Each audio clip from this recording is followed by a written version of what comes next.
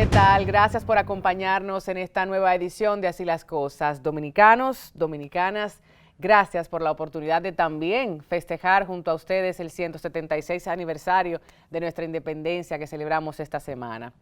Pues en esta edición, como siempre, llegando a ustedes con el legítimo interés de aportar desde este espacio para la construcción de una ciudadanía crítica sobre los principales temas que se presentan en nuestra sociedad.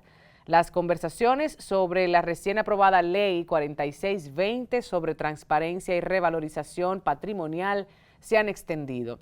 Hablamos de una normativa que establece un régimen tributario especial con carácter transitorio para que los y las contribuyentes puedan declarar, revalorizar y efectuar el pago correspondiente de manera voluntaria y excepcional ante la Dirección General de Impuestos Internos respecto de aquellos bienes o derechos que se especifican en la misma ley. Sin embargo, varios sectores hacen referencia a que la pieza legal puede dar lugar a que se legalicen bienes patrimoniales sin importar su procedencia.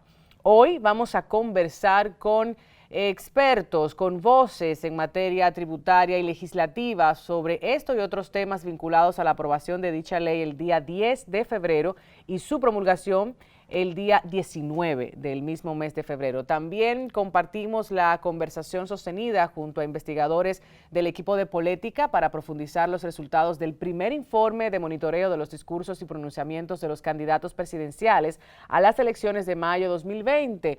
Eso se realizó a propósito de la coyuntura electoral en la que estamos inmersos en República Dominicana. Después de la publicidad, iniciamos las conversaciones, reflexiones y brindar información a ustedes para que podamos hacer posteriormente nuestra tarea ciudadana. Después de la publicidad, continuamos.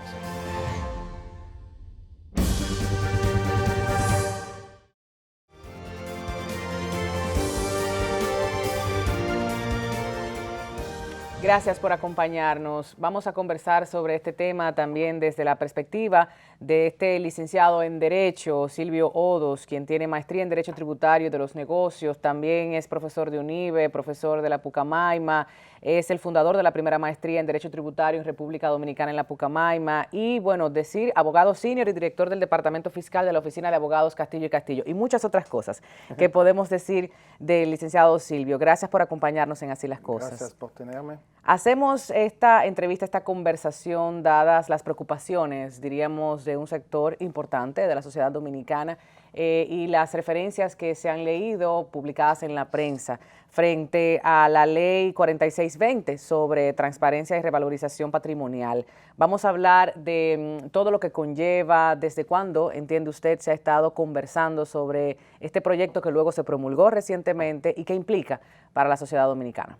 Bien, la ley realmente viene como una consecuencia de la ley de lavado de activos que fue promulgada en junio de 2017 y realmente como 6 meses después hubo un reglamento de aplicación y esta ley ese tipo de ley suele promulgarse rápidamente después porque la idea de la ley de lavado de activos es que se castigue con mano dura cualquier activo que se hubiera obtenido de manera ilícita.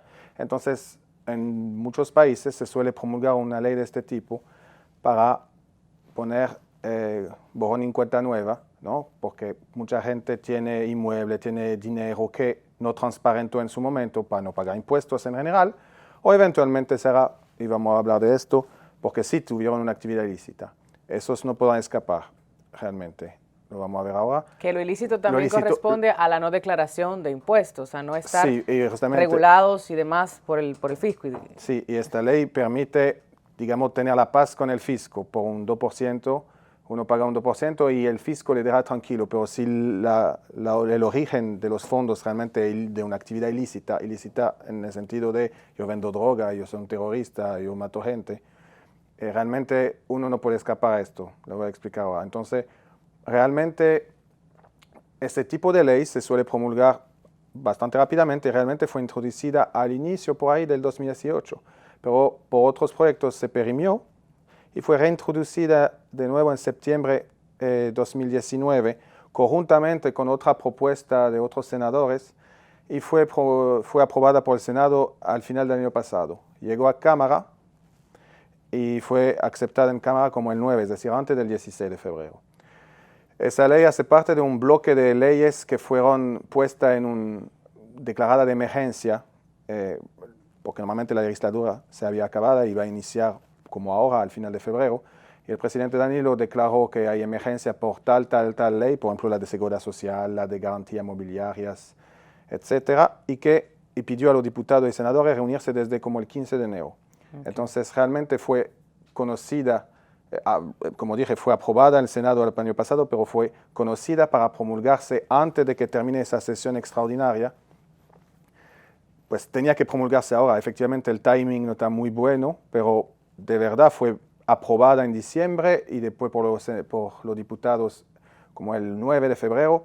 Y después el presidente Danilo fue promulgando la 45, la 46, la 47 en orden y pasó que fue promulgada después del 16, pero el pueblo entiende como que como salió mal el 16, la promulgaron rápido. Evidentemente ninguna ley se escribe ni se aprueba las dos cámaras tan rápido, fue aprobada antes, pero yo puedo convenir que el timing no fue muy bueno. Okay. Sin embargo, tenía que promulgarse porque si no se tumbaba todo y tenía que pasar otra vez por Congreso. Licenciados, es importante aclarar ese punto específico porque República Dominicana está inmersa en este momento en marchas, en protestas, cacerolazos y una demanda colectiva por transparencia, principalmente en las elecciones de marzo 15, referente a lo que ocurrió con la suspensión de las pasadas elecciones municipales. Ahora bien, para abundar un poquito más sobre esa urgencia, sobre esas otras leyes que también se aprobaron en ese conjunto que debían salir antes de que esta legislatura culminara, ¿qué podemos decir frente a la prioridad de las demás leyes también? ¿Por qué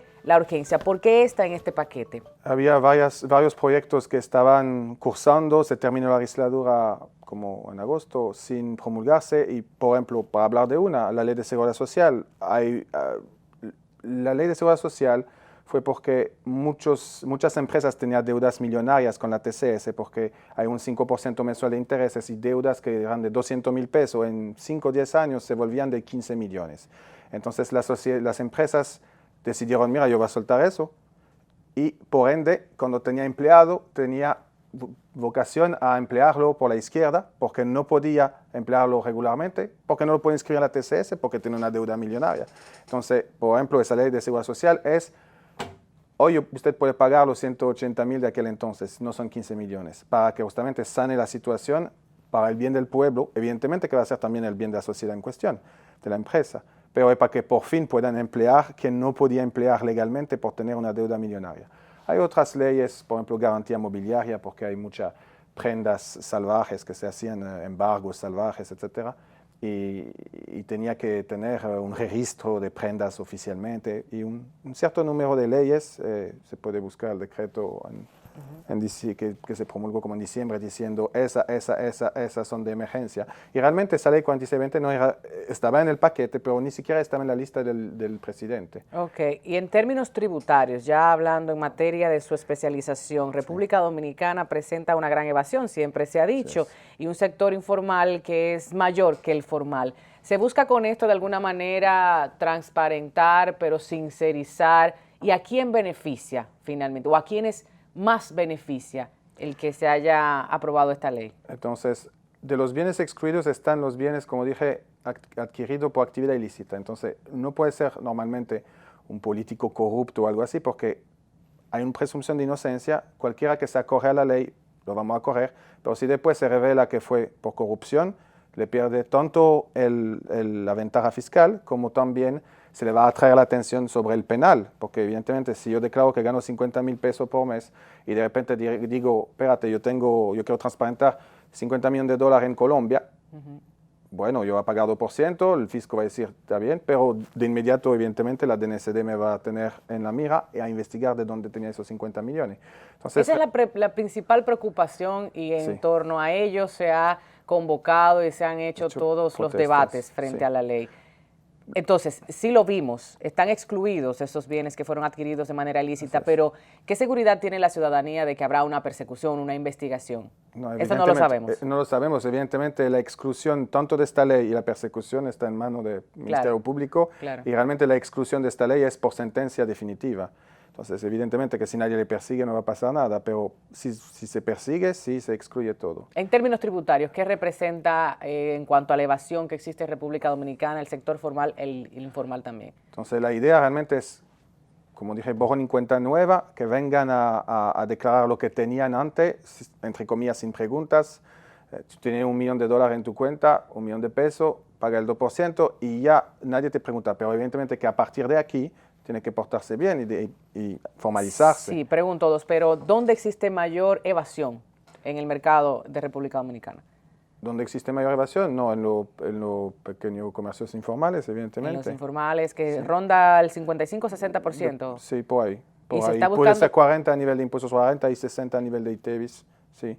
Porque evidentemente no hay ningún control en un colmado. Aparte de, por ejemplo, la cerveza de Cervecería Nacional, que hay un control de cuánto presidente te tiré. Aparte de eso, ¿quién va a controlar cuánto compra? Yo vendo un paquete ahí de mantequilla, nadie. También existe la preocupación de que esto de alguna manera implique que ricos sigan siendo los más ricos y que no haya una distribución equitativa justa de la riqueza nacional. ¿Cómo ver esto frente a la ley? Bueno, la ley realmente ahí no discrimina. Los ricos sí pueden acogerse y los menos ricos también. Una de las preocupaciones también era, y por eso hay un proyecto de ley de reducción del impuesto a la propiedad inmobiliaria, que si por ejemplo tengo una persona de media clase que compró un terreno hace 20 años a $2 millones y hoy en día vale 50, entonces lo quiere revalorizar a 50 pagando el 2%, va a decir, pues a partir de ahí entonces va a pagar un impuesto sobre la propiedad inmobiliaria de 1% sobre 50 millones, que será 500,000 pesos anual, y realmente no puedo. Yo quisiera transparentar eso, pero la consecuencia son muchos impuestos que no podré pagar. Por eso iba de la mano con una ley que por ahora está solamente en Cámara, está por aprobarse, pero no se aprobó, de rebajar el impuesto a la propiedad inmobiliaria de 1% a 0,25%, porque precisamente tenía que venir un poco junta, porque uno no va a querer transparentar todo su patrimonio si vienen impuestos pesados después que él no podrá pagar. Claro. Entonces, realmente la ley no discrimina a ricos por ser ricos o menos ricos. Como asesor fiscal, yo diría que esa ley está bien, estaba esperada. Okay. Yo entiendo que, como dije, el timing no es bueno, pero... Por la coyuntura política. Por la coyuntura política, pero realmente, como dijo usted, si nadie persigue, nadie persigue. Pero realmente todas las herramientas están para que no sea como piensan políticos corruptos que se van a correr. Es muy fácil, porque un político que normalmente cuando entra en funciones declara que tiene 100 millones y cuando sale dice que tiene, qué sé yo, 150. Si viene a correrse a la ley diciendo, no, mira, yo tenía 1000, pues entonces ya el delito está constituido. Ahí mismo tú tienes la prueba de la mentira. Entonces yo no creo que los políticos se van a acercar y decir, y máxime si cambia el gobierno, y decir, no, mira, todo lo que dije hasta ahora era mentira, pero dame un descuento. Yo no creo. Como asesor fiscal entiendo que es una ley bastante buena, está escrita con unos aspectos borrosos a nivel contable, digamos, que esperamos que se aclaren en la norma. ¿Cómo cuáles? Hay, Estamos hablando del reglamento de aplicación luego. De la norma. La norma que, es decir, que queda a cargo de la DGI publicar una norma de aplicación, es decir, va a hacer, uno se corre con un formulario, cuando tú dices que tú quieres transparentar un inmueble, ¿qué tú tienes que traer? Va el título, o quizás justamente nunca traspasaste el título porque tú no tenías el dinero del 3%, se viene que tenga con el viejo título, el contrato, entonces va a poner un cierto listado de las cosas que quieren para poder transparentar y evaluar la propuesta. O sea que tiene mucho trabajo la DGI con este tema. La DGI tiene trabajo y por eso abrió una ventana de discusión y la gente, el público, puede escribir sus comentarios, que realmente uno si va a la página de DGI está llena de páginas de no, estoy en contra de esta ley, por la razón que dijimos, política, y está bastante ilegible, porque porque la ley está promulgada, la ley es vigente. Lo único es que como el interlocutor de la DGI va a decir, el formulario se ve de tal manera, es decir, como en la práctica, de la misma manera que deciden que el ITEVIS se paga el día 20, aspectos prácticos, pero ya no pueden tocar la ley está promulgada. Pero personas, evidentemente el pueblo se beneficia más de esta ley que lo que serían delincuentes. Muy bien, nos ha dado la sugerencia casi obligatoria de traer en adelante un abogado penalista para que también veamos esa perspectiva, porque ayer precisamente con la familia conversábamos que lo penal pesa más. Entonces vamos a investigar y obviamente la ley, de acuerdo a esta perspectiva tributaria, este especialista que ha estado con nosotros, Silvio Odos, ha dicho es positiva para los sectores. De ahí queda que el Ministerio Público persiga a quien tenga que perseguir. ¿Es así? Es así. Una sencilla explicación muy rápida. No hablamos de político. Si a usted le robó $1.000.000 y ahora mismo yo voy a transparentar $1.000.000, ¿usted piensa que su querella va a caer? No, evidentemente usted va a seguir con la querella, porque le importa poco que yo hice la paz con el fisco, yo seguí robándole $1.000.000. Es decir, el hecho de acogerse a esa ley no da paz penalmente para nada. O sea, no puedo decir, Tatiana, bueno, cuídate porque ya yo lo transparenté, así que bye el millón. No, yo le robé $1.000.000 y la querella sigue. No importa que yo vaya al fisco. Claro. O sea, a nivel penal sigue igual. Ahora hay voluntad, no voluntad, efectivamente.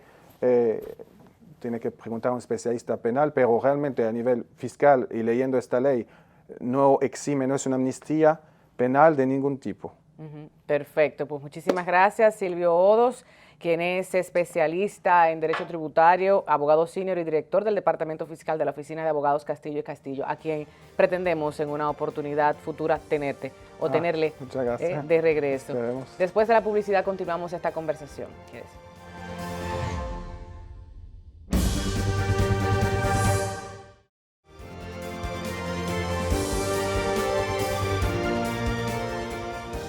Estamos de regreso. Muchísimas gracias por mantener sintonía. La ciudadanía se está manifestando de diferentes formas, desde distintas plataformas, y hay una discusión que ha creado bastante debate por debajo de las protestas, de las marchas, de los cacerolazos y demás. Y por eso nosotros hicimos el esfuerzo de crear esta conversación con las principales voces, gente especialista, gente que ha estado inmersa en estas conversaciones desde el principio y, por supuesto, desde las entidades que están pues siendo protagonistas en todas estas aprobaciones y demás. Vamos a conversar en este momento con el señor Rafael Calderón, quien es senador de la provincia de Azua, como ustedes lo conocen, presidente de la Comisión de Hacienda del Senado, y a quien agradecemos muchísimo el tiempo otorgado para Así las Cosas, porque sabemos de su agenda y lo complicado que es conseguir estas conversaciones. Por ende, gracias en nombre del proyecto y de toda la audiencia de este espacio televisivo. Bienvenido nuevamente. Gracias, Tatiana. Muy amable. Esta ley, la 4620, ha creado muchas conversaciones. Ya hablábamos sobre los aspectos técnicos, unos que otros frente a lo tributario y, bueno, qué decir de la coyuntura política en la que se encuentra el Partido de la Liberación Dominicana y, bueno, Danilo, Leonel, todos los que fueron, están, no fueron y demás. Vamos a hablar de esta situación, desde cuándo se está conversando, el porqué de esta ley, cómo empieza el germen de la aprobación de la 4620. Esta es una iniciativa realmente del Poder Ejecutivo. Fue asumida después que perimió, creo que por 2 o 3 senadores, incluyendo a Sánchez Roa, Adriano. La versión original hablaba de el pago se llama Ley de Transparencia y Revalorización Patrimonial. Es que eso incluye bienes muebles e inmuebles, e incluye documentos como bonos, certificados de depósito, acciones en empresas, depósitos bancarios tanto nacional como extranjero, tanto moneda extranjera como nacional. Y la versión original hablaba de un 5%. Un 5% de impuestos para los que declararan en efectivo y un 3% para los que declararan en inmuebles o muebles. Al final fue una discusión larga con la participación de muchos senadores, no solamente de la misma comisión de Hacienda, sino que también hubo participación del sector privado en varias ocasiones, que fueron consultados, y al final quedamos en que le íbamos a cobrar nada más un 2% de impuestos para ambos casos. ¿Esto con qué propósito? Para facilitar, en primer lugar, para estimular en mayor medida la atracción de las personas que tienen dinero sin declarar o bienes sin declarar. Era más estimulante pagar un 2% que un 5%. Además, esa ley que naturalmente va a ahorrar mucho dinero a los que no han declarado, porque tendría que pagar en condiciones normales un 29% de impuestos. Sin embargo, que esta ley que es transitoria, es especial y transitoria, que tiene una vigencia de 1 año. Y lo que se quiere acoger a la ley, pues ahora tienen que empezar, pues hay un proceso, ¿no? Va a hacer sus declaraciones, si tiene dinero, tiene que estar depositado en un banco. Si no está depositado en banco, tiene que justificar la procedencia de ese dinero. Si tiene propiedades, tiene que justificar los títulos, la documentación que lo acredita como dueño de esa propiedad. Usted ha dicho varias cosas, Calderón. Vamos por partes, como ese famoso personaje Jack, que todo el pueblo conoce. Ahora bien, cuando decimos largas reuniones con diferentes sectores, ahí hablaba no solo del sector público, también del sector empresarial. ¿De cuántas reuniones, qué tiempo, cuáles fueron las principales preocupaciones? Bueno, hicimos varias reuniones. Yo te diría que por lo menos 8 o 10 reuniones. Okay. No solo, para poder llegar a unas conclusiones, ¿no? No solo de las mayorías, también las minorías representadas claro, en el Congreso. Los 2 senadores de la oposición, los principales 2, que son del PRM, participaron en las discusiones, ambos son miembros de la Comisión de Hacienda, y la del IPI, modificamos la ley de IPI, del IPI, el impuesto a las viviendas suntuarias. Ese proyecto, el IPI pagaba 1%. Es decir, que una gente que tenía una casa que sobrepasa el valor de 7.4 millones de pesos, que es lo que está exonerado de impuestos, si vale 10, por ejemplo, pues tenía que pagar 100,000 pesos. El 1. Ahora lo que va a pagar son 25,000 pesos. Esto por el periodo en que... No, esa modificación del IPI es permanente. Okay. Es definitiva. O sea que si tú tienes que pagar 100,000 y con la ley solamente tienes que pagar 25, bueno, probablemente eso va a beneficiar a la clase media principalmente y a la clase alta. O sea, todo el que tiene una casa con un valor superior a 7.4 millones o que tiene varias propiedades simultáneas, porque se acumulan, paga entonces el 0.25% en lugar del 1%. Y eso también estimula a que la gente declare a los bienes que no ha declarado y el dinero que tenga en depósito. Yo tengo que hacer aquí el papel de todos y todas, y ha sido una preocupación de algunos sectores y tengo que plantearla en esta conversación con usted, Calderón, y es el hecho de que posiblemente se crearía mayor riqueza entre los ricos, a quienes beneficia verdaderamente. Usted habla de una clase media que puede pagar estas viviendas con estos precios, si hablamos de inmuebles.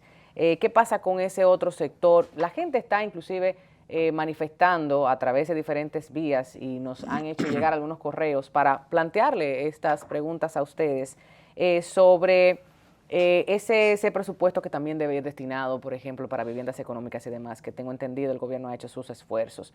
Cuéntenos un poquito, responda ante estas cuestiones. A veces el miembro de clase media no puede pagar ese impuesto. Porque acuérdate que a veces tú compras una casa 5 millones, 7 millones de pesos hace 10, 15, 20 años atrás y hoy en el mercado cuesta 10, 12. Parece que comprar vivienda en 5 o 7 millones hace 15 o 20 años no tiene hoy para pagar 200, 300 mil pesos de impuestos. Entonces, él lo beneficia porque le va a facilitar el pago cuando la casa vale más de eso o si la persona tiene más de 70 años, no paga ese impuesto tampoco. Pues si tiene menos de 70 y tiene esa propiedad, tiene que pagar el impuesto. Esto hay que hablarlo también en las provincias. Conocemos de esa práctica común de que la gente no suele utilizar los bancos para todo, también tiene su dinerito en su casa. Esto entra dentro de la ley, tú transparentar esos dineros que tienes allí guardados y demás. Con relación a la persecución hay mucha preocupación también, gente que pudiera entrar a beneficiarse de esta ley o no, y probablemente en el futuro ser o no perseguidos por el Ministerio Público, y lo hablo frente a bienes adquiridos de manera ilícita y demás. ¿Qué decirle? Mira, es un tema de carácter judicial ya. Yo supongo que si alguien tiene dinero que no puede justificar, que no puede explicar cómo lo obtuvo, sencillamente no se vaya a presentar a hacer declaraciones. Sencillamente así será. Ahora, el que lo tiene de manera lícita, que hay muchos, Sobre todo los microempresarios. sí, y a veces están depositados en el banco, o la mayoría de las veces están en un banco. Lo único que tiene es que declararlo e incluirlo dentro de su patrimonio. Y paga el 2% del monto que sea. Si son 100,000 pesos, pagará 2,000 pesos. Y esto es definitivo. Usted hablaba de un año para pagar lo que contempla la ley. La ley tiene una duración transitoria, especial, por un solo año, 12 meses.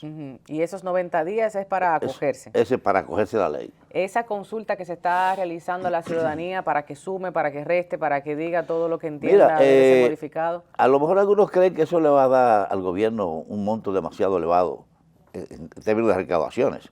Yo no creo que sea tan alto, porque al ser un 2% nada más lo que va a cobrar, si hubiera sido un 5%, sí, el monto hubiera sido más significativo.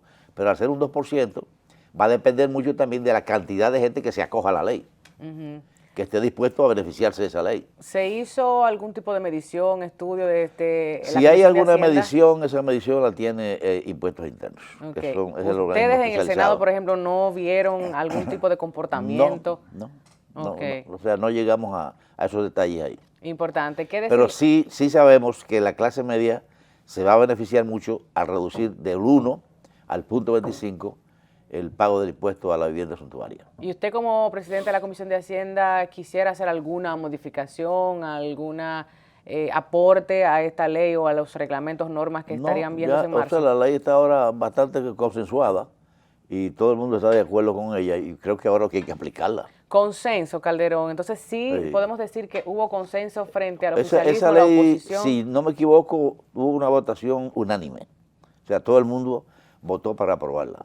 Yo creo que todos los partidos y todos los senadores. ¿La mayoría de preguntas de la colectividad están respondidas entonces?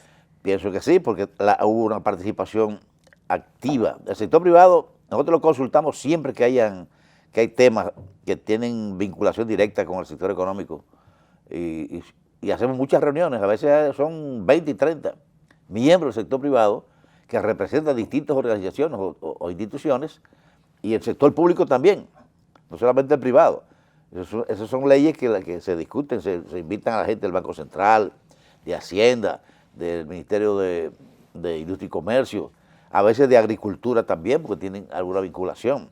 Muy importante. O sea, estas leyes se discuten bastante en comisiones y luego antes de llegar al hemiciclo para su aprobación. ¿De qué forma quien hace la tarea, el curioso, el que investiga, no solo desde los medios de comunicación, también de una ciudadanía que participa cada día más y que bien puede tener acceso a esas documentaciones, minutas, informes? Todos esos informes están archivados en el departamento, la Secretaría General Legislativa del Senado y de la Cámara de Diputados y están siempre disponibles al público para que puedan revisar las actas de las reuniones. Siempre hay un acta, además está grabado todo lo que se dice ahí y cada vez que invitamos a alguien le avisamos de antemano, esto va a estar grabado, porque sepa que lo que está diciendo ahí está grabado, ¿no? O sea, no se puede inventar.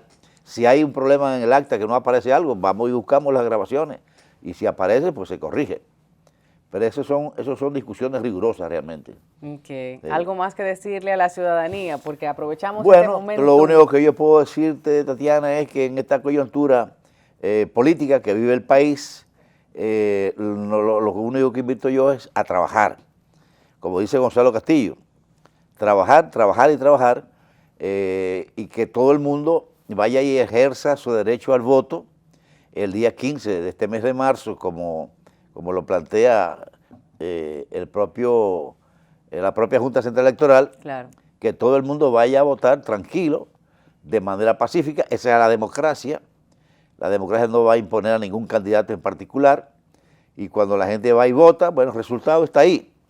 Y aceptar el resultado, aunque siento que hay algunas personas, algunos miembros, sobre todo de la oposición, que parece que no están dispuestos a aceptar resultados donde pierdan. Bueno, yo espero que en el futuro, no muy lejano, usted venga a hablar en Así las Cosas de todos estos proyectos, de las leyes aprobadas, de lo que implica para la ciudadanía dominicana en detalle, porque hoy nos hemos concentrado en la 4620, a propósito de todo el ruido en esta semana, sí, transparencia y revalorización patrimonial. Nosotros después de la publicidad continuamos. Antes agradecer nuevamente al senador de Asua, Rafael Calderón, quien es también el presidente de la Comisión de Hacienda del Senado, por su tiempo, por sus explicaciones, por sus motivaciones. A propósito también del 15 de marzo, hay que seguir llamando a la gente a votar, a participar. Gracias, Calderón, un placer tenerle aquí. Igualmente. Después de la publicidad continuamos.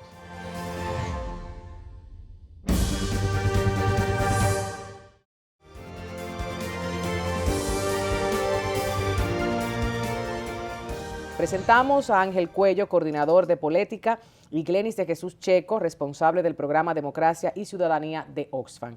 Ángel, ¿qué tal? ¿Cómo ves la escenografía de tu programa? Gracias. ¿Cómo te sientes? Ángel es parte del equipo de Así las Cosas. Bueno, tú también, Glenis, ya eres parte de la familia. Muchas gracias. Pero Ángel estuvo mucho tiempo colaborando desde el inicio con este proyecto y somos compañeros de Agentes de Cambio de la Fundación Freddy Chévere. O sea, que estamos muy interesados en que estos temas siempre se conversen en televisión. A ver, cuéntanos un poquito de esta plataforma. Se lanzó la semana pasada, mucha gente conocida y querida que siempre está tratando de visibilizar los temas de democracia, de fortalecer la institucionalidad en República Dominicana. A ver, te escuchamos. Política es una herramienta de análisis, de información y de presión para monitorear los discursos, monitorear y valorar los discursos de los candidatos a las elecciones presidenciales y chequear si las promesas y los compromisos electorales que asumen durante la campaña son verdaderos o falsos, es decir, si se pueden realizar o no se pueden realizar en caso de ser electos presidentes. La plataforma tiene como objetivo, a través de estos dos ejercicios de monitoreo y de chequeo, contribuir a un debate político electoral centrado en los derechos y en las personas, y además en información válida, de manera que los ciudadanos y las ciudadanas podamos ejercer un voto verdaderamente informado y tener un debate político muchísimo más rico. No es una plataforma que nace en República Dominicana. Hablemos de la experiencia de otras latitudes en las que se colocó esta herramienta al servicio de la ciudadanía. Política es una herramienta que se ha utilizado, como bien dices, en varios países, en España, Argentina, México, Venezuela, con mucho éxito. En República Dominicana se utilizó por primera vez durante las elecciones de 2016. En ese momento, Política solamente monitoreaba y valoraba las posturas de los candidatos presidenciales en una serie de temas. En esta versión de Política damos un paso más. Qué bueno. Y chequeamos. Política chequea y Política monitorea. El ejercicio de esos países dio el resultado de que la presión ciudadana hiciera cambiar el discurso o adoptaran algunas políticas públicas o decisiones, accionar en torno a lo que se esperaba.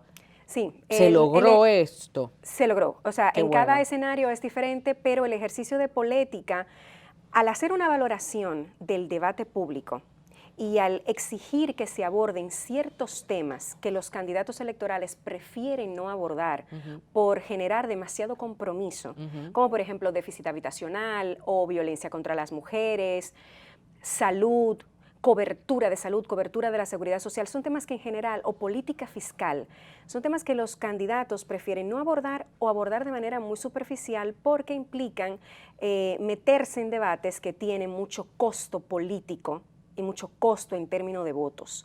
Entonces, Política, al demandar una postura de los candidatos sobre esos temas, claro, presiona y conduce el debate, de manera que hace prácticamente imposible que los candidatos no se pronuncien. Y esto pasa también dependiendo del nivel de conciencia que tenga cada país. Claro. Esa militancia, por ejemplo, en Argentina, nosotros vimos un despertar importante hace unos años de una población muy diversa, de ese sector privilegiado económicamente que no participaba, y Marcha Verde nos dio cátedra en ese sentido.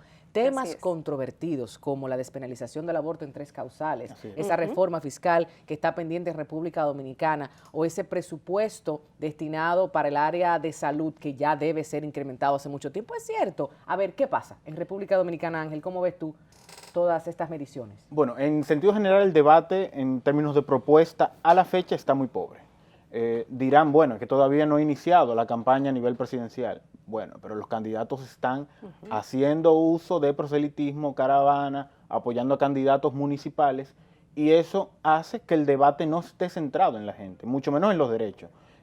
Nosotros hicimos un monitoreo desde el 2 de diciembre hasta el 26 de enero y ese monitoreo arroja pobreza en cuanto a la propuesta de los candidatos. Principalmente silencios, caras vacías que no dicen absolutamente nada en materia de fiscalidad, vivienda y hábitat y en materia de seguridad ciudadana.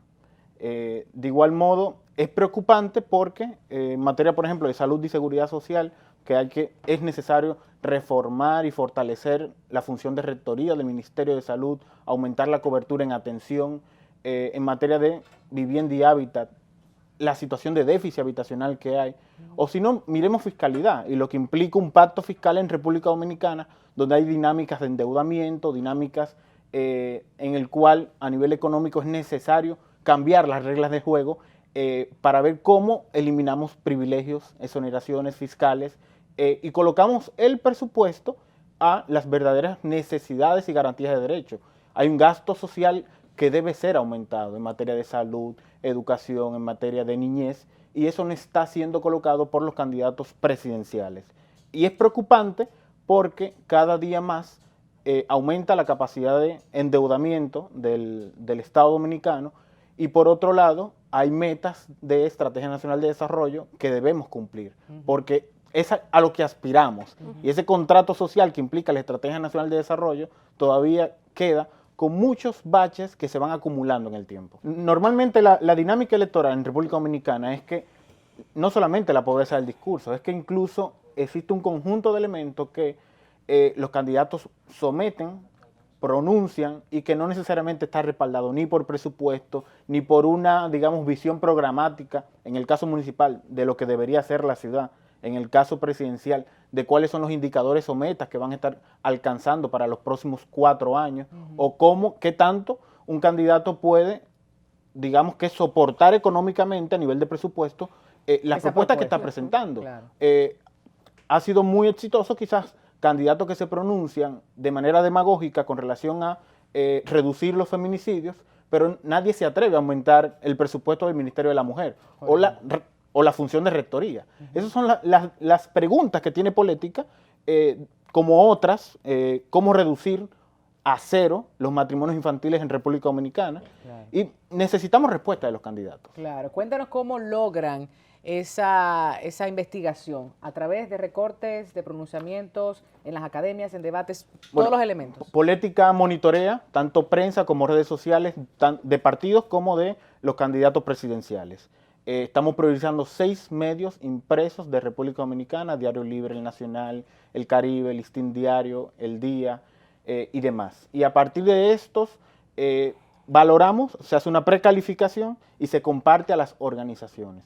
Las organizaciones son entidades con alto expertise técnico en las diferentes materias que estamos trabajando. Tú tienes una participación ciudadana en materia de transparencia y seguridad ciudadana.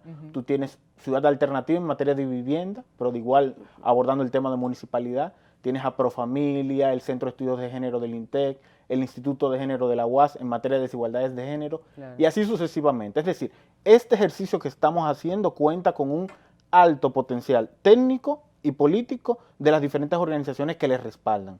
Y luego de esta valoración es calificado a través de un conjunto de caritas. Van a ver un gris cuando el candidato no dice nada, pueden ver un rojo cuando se separa a lo que deberían ser las garantías de derecho en esa temática. Puedo colocar el ejemplo de, si estamos hablando de seguridad ciudadana, el candidato se refiere a mano dura y no a lo que implica una reforma del modelo policial, o lo que implica también, digamos, una política integral que no sea solamente la respuesta de la mano dura. Esa carita se va a encontrar en rojo específicamente. Y en casos del amarillo, cuando hay propuestas, se está trabajando o tocando el tema, pero no hay propuestas específicas, es que falta una concreción en cuanto al pronunciamiento del candidato. Y directamente en naranja y verde, naranja cuando se refiere a que va por buen camino las propuestas del candidato, y en verde cuando está comprometido con el tema, tocando específicamente esa fibra de lo que implica garantizar los derechos en esas 8 temáticas que estamos monitoreando, y que próximamente en el próximo informe vamos a estar también asumiendo el tema de medio ambiente en República Dominicana, con el apoyo del Grupo Jaragua. Muy importante. Que como entiendes es de igual una organización que apoya, acreditada seria, claro. en este ejercicio. Claro, Glenis, nos gustaría saber con relación a la brecha digital, porque es una plataforma digital, muchos de nosotros estamos ingresando a través de cualquier portal y demás, pero las informaciones se van a los medios tradicionales y se comparte, se socializa en los diferentes espacios radiales, televisivos, prensa escrita. Ese acceso, ¿no?, para que mayor cantidad de personas en todo el país tenga el resultado de ese informe y también de las opiniones vertidas en torno a ello. Mira, Polética es una plataforma que efectivamente es digital. Nos apoyamos en las redes sociales. Cualquier persona nos puede seguir desde Polética RD en la página web, pero también la información se publica en acento.com.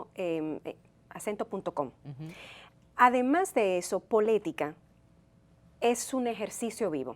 A medida que Polética se desarrolle, tenemos el propósito de promover diálogos, mesas de debate, análisis en todo el territorio alrededor de Polética. Y esperamos que ese ejercicio de discusión alrededor de Polética nos ayude a cerrar la brecha digital, es decir, a que más personas puedan participar aunque no tengan acceso a la información en redes. La información también se comparte en WhatsApp y como saben, el acceso a WhatsApp es bastante amplio en el país, lo cual facilita que más personas que no tienen acceso a Internet sí puedan tener acceso a través de su teléfono. Y además, la plataforma y nuestras redes sociales están construidas para facilitar la participación ciudadana, es decir, no es solamente Polética, no se plantea tecnológicamente como un ejercicio unilateral de las organizaciones hacia el exterior, sino que se han habilitado una serie de espacios para que la gente envíe las preguntas que quiere que los candidatos respondan, opiniones sobre las valoraciones, opiniones sobre el chequeo, propongan temas sobre los que quieren información, valoración, chequeo, puedan compartir, puedan subir contenidos propios. Lo que proponemos es un debate político más amplio, una campaña electoral con mayor conversación entre candidatos y ciudadanía. Muy bien, que así sea y para eso trabajamos todos y todas, aportando desde los diferentes escenarios y plataformas que tiene cada quien. Muchísimas gracias, Ángel Cuello, coordinador de Polética, y Glenis de Jesús Checo, responsable del programa Democracia y Ciudadanía de Oxfam. Después de la publicidad concluimos.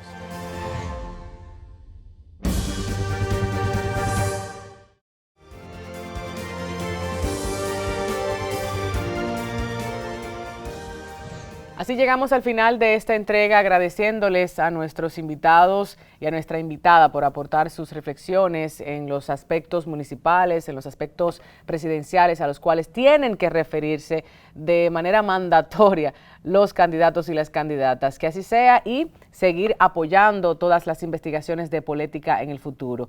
Como cada semana les invitamos a ustedes a profundizar sobre estos temas, el periodo de discusión de la Ley 4620, de la cual hablamos en el día de hoy.